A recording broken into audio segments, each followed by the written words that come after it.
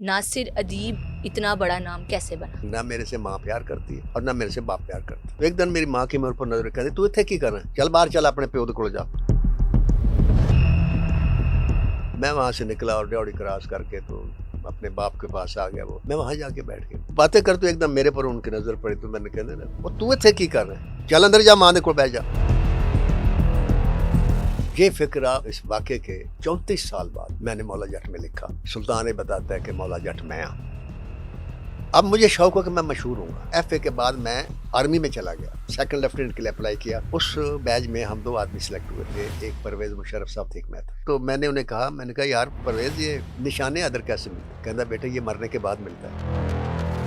आपको ज़िंदगी में शोहरत चाहिए थी। मुझे शोहरत चाहिए थे। फिर मैंने जनाब नावल लिखे, फिर मैं प्रोग्राम प्रोड्यूसर टीवी पर सिलेक्ट हो गया। नासिर तेरे ते नावल ते फिल्म बन रही है। मैंने कहा कौन सी? उसने दिखाया अल आसफा नाम की फिल्म। अब उसके पास जब अच्छा। मैं गया तो मैंने उसे कहा ये मेरा नावल है और तुमने फिल्म बनाई है शुरू की, मेरा नाम दे दो, मुझे पैसे नहीं चाहिए। तूने इस तरह मेरे देखा के अंदर तू रियाज शायद है। आज तो बात है मैं थले छोड़ देंगे उसका, दूसरी मंजिल पर दफ्तर। मैं अदालत चला गया, मैं केस जीता। उसने मुझे 4000 रुपए दिए और सुलह। अब वो जो 4000 रुपए मेरी हथेली में आया ना, तो बहुत जिंदगी में पहली बार इतनी रकम मैंने देखी। तो मैंने सोचा 175 रुपए मेरी तनख्वाह है, ये 2 सालों की तनख्वाह मुझे यहाँ से मिली, फिल्म इंडस्ट्री में चलते हैं। ये जो सवाल था उस नासिरदीप की बुनियाद रखी जो आज आपके सामने बैठा हुआ है। उस दौर में एक आदमी लखपति था मौजा सालम में। मुझे शौक हुआ कि मैं उसको देखूं, लखपति कौन, कैसे आदमी है। दरवाजे पर दस्तक दी तो 2 लड़के बाहर आ गए। इनके भी उतने ही हाथ हैं, वही पाँव हैं, तो ये हमसे कोई बड़े तो नहीं हो सकते। अब वो हैरान होकर उसके इर्द गिर्द चक्कर लगाता है। लत्ता भी 2, हाथ भी 2, सिर भी 1। वो अन्य आम वजूद तो ताकत आ ही नहीं सकती जी नत नाल टकरा सके। सरगोदा के गांव से लेकर अब तक का सफर कैसा रहा? मुश्किल था, आसान था? नासिर अदीब इतना बड़ा नाम कैसे बना? तकरीबन 40 आदमियों का आबादी थी जिस डेरे में मैं पैदा हुआ। ओके। सारे घर कच्चे थे। और मैं उस वक्त, मेरी उम्र होगी तकरीबन मेरे ख्याल में 3 साल की या 3.5 साल की उम्र होगी। तो मेरी वालदा अपने घर के सहन में, हमारा 4 कनाल का वो बेड़ा था, इर्द गिर्द भाइयों के घर थे, तो उसमें बैठी औरतों के साथ बातें कर रही, तो मैं भी बैठा हुआ था ठीक है। बगैर कपड़ों के। ओके। तो एक दिन मेरी माँ की मेरे ऊपर नजर कहती, तू इतने की कर रहा है, चल बाहर चल, अपने प्यो को जा। मैं वहां से निकला और ड्योड़ी क्रॉस करके तो अपने बाप के पास आ गया। वो दरख्तों के साय में बैठे वो आदमियों के साथ बैठे बातें कर रहे थे। ठीक है। मैं वहां जाके बैठ गया। वो बातें करते एकदम मेरे पर उनकी नजर पड़ी। तो मैंने कहने ना, वो तू इतने की कर रहे हैं, चल अंदर जा, माँ को बैठ जा। मैं फरिया जी चल पड़ा। अब रास्ते में जब मैं चलता हुआ जा रहा था तो मेरे जहन में, उस बच्चे के जहन में जो पहला ख्याल आया वो ये आया कि ना मेरे से माँ प्यार करती है और ना मेरे से बाप प्यार करता। हम्म। मैं जब ड्योढ़ी में आया तो देखा माँ सहन में उसी तरह औरतों के साथ बैठी। तो मैंने कहा माँ जाऊंगा, फिर माँ बाहर भेजेगी। उधर देखा बाप आदमी ने, उन्होंने में, तो मैं ड्योढ़ी में बैठ गया। ठीक। उस ड्योढ़ी में टेक लगाकर जो सबसे पहला जहन में मेरे सवाल आया था वो ये आया था कि हर बच्चे से, अपने बेटे से मेरी माँ और बाप प्यार करते, मेरे से क्यों नहीं करते? ये जो सवाल था इसने उस नासिरदीप की बुनियाद रखी जो आज आपके सामने बैठा हुआ है। तो मैं वही सवाल लेकर बड़ा हो गया, स्कूल में दाखिल हो गया, 4थी क्लास में चला गया। तो वहाँ ये वो दौर था जब हमारे घर में 10 रुपए का नोट नहीं होता था। हम्म। उस दौर में 4 रुपए मन दूध मैंने अपने हाथों से बेचा हुआ है। तो रुपए होते थे वो चांदी के, उनमें 16 आने होते थे, आने में 4 पैसे होते थे, पैसे में 2 दमड़ियाँ होती थी। तो माँ वो रुपए जो थे ना डोले में डाल देती, गंदम वाले में, उसमें से हाथ डालना, 1 रुपया निकालना, वो 4-4 महीने खत्म ही नहीं होता था। तो उस दौर में एक आदमी लखपति था मौजा सालम में, ठीक है। और हिंदू था। सानी उसकी कौम थी, नाम नहीं था उसकी। मुझे शौक हुआ कि मैं उसको देखूं, लखपति कौन, कैसे आदमी होते। तो 4थी क्लास में मेरा एक स्टूडेंट दोस्त था, क्लास फेलो था, उसे मैंने कहा मैं सानी मिलना है, तो तू मैंने चल ले, कहना जी आ जाओ। हम सालम पहुंच गए पैदल। ये जहाँ सालम इंटरचेंज है, हम्म। ये हमारे गांव से 3 मील के फासले पर है।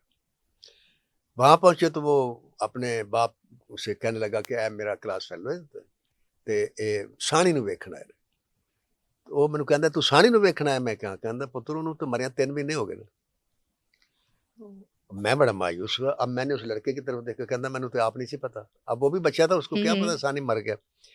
मैं कहा जी मैंने उनका घर विखा दो, उन्होंने कोई बच्चा तो मिला दो। अब वो मुझे उनके घर ले गए।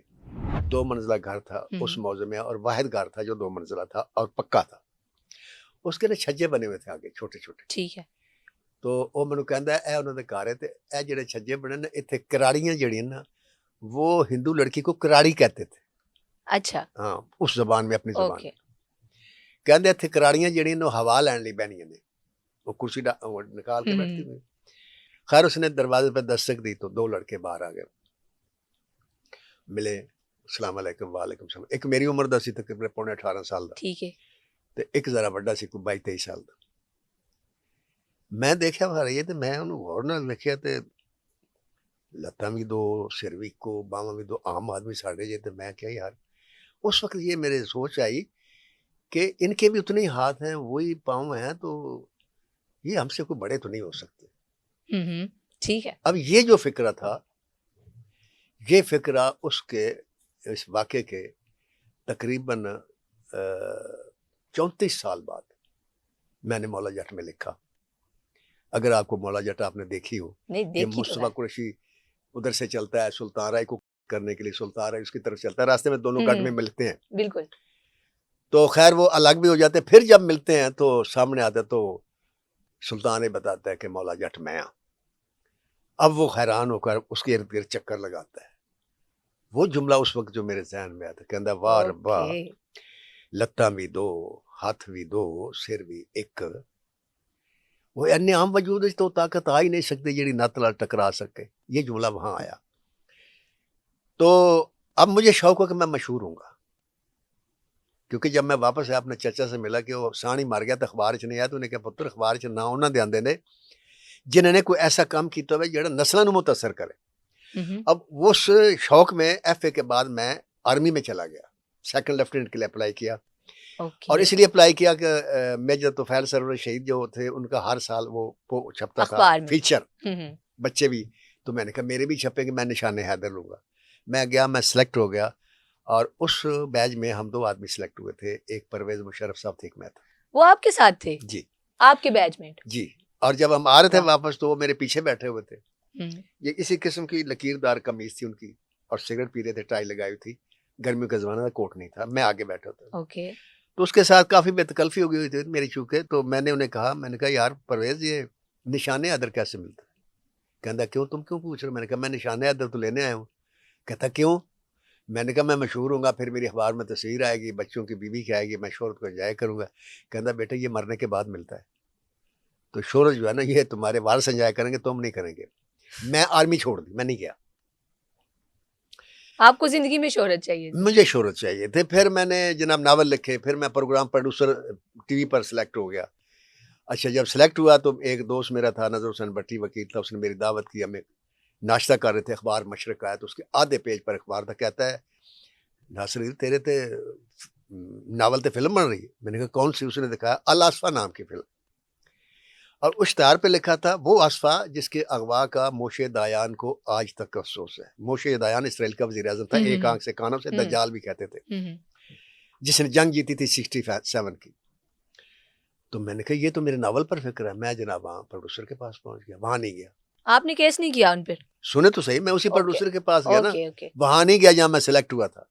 अब उसके पास जब अच्छा। मैं गया तो मैंने उसे कहा ये मेरा नावल है और तुमने फिल्म बनाई है शुरू की, मेरा नाम दे दो, मुझे पैसे नहीं चाहिए। तूने इस तरह मेरे देखा के अंदर तू रियाज शायद है कि तेरा नाम दे दी। आज तो बात था मैं थले छोड़ देंगे उसका, दूसरी मंजिल पर दफ्तर था। मैं अदालत चला गया, मैंने अदालत में केस किया, लंबी दास्तान है। मैं केस जीता, उसने मुझे 4000 रुपये दिए और सुलह की, और टाइटल भी कहा मरकजी ख्याल का मैं दूंगा, और आइंदा मैं फिल्म भी लिखवाऊंगा। अब वो जो 4000 रुपये मेरी हथेली में आए ना, तो बहुत ज़िंदगी में पहली बार इतनी रकम मैंने देखी थी।